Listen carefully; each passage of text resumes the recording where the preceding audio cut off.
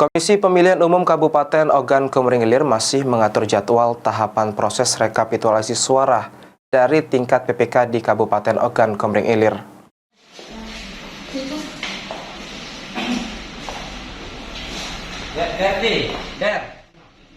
Pilkada serentak sudah dilaksanakan di Kabupaten Ogan Komering Ilir.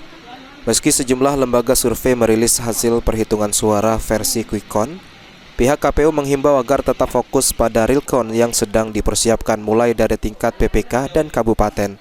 Divisi Teknis Penyelenggara Komisioner KPU Ogan Komering Ilir Antoni Ahyar menjelaskan, pada 29 November besok beberapa kecamatan akan memulai rekapitulasi.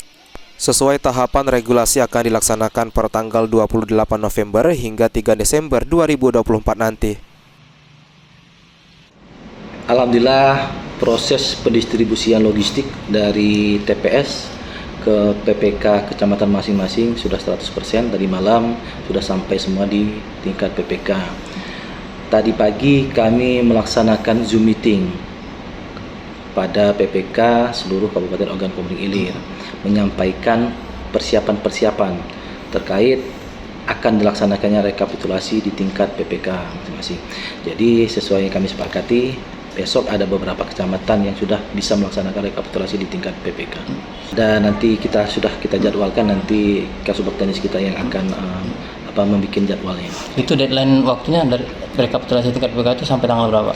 Ya, kalau sesuai tahapan regulasi rekapitulasi di tingkat PPK itu per tanggal 28 hari ini sampai dengan tanggal 3 Desember nanti. KPU Oki juga menghimbau kepada pendukung paslon dan masyarakat Oki untuk tetap fokus dan mengacu pada real count atau perhitungan real dari KPU terkait perolehan suara, agar tidak ada asumsi atau klaim yang berlebihan berkaitan kemenangan salah satu pasangan calon di Ogan Komering Ilir. Novan Wijaya, PAL TV.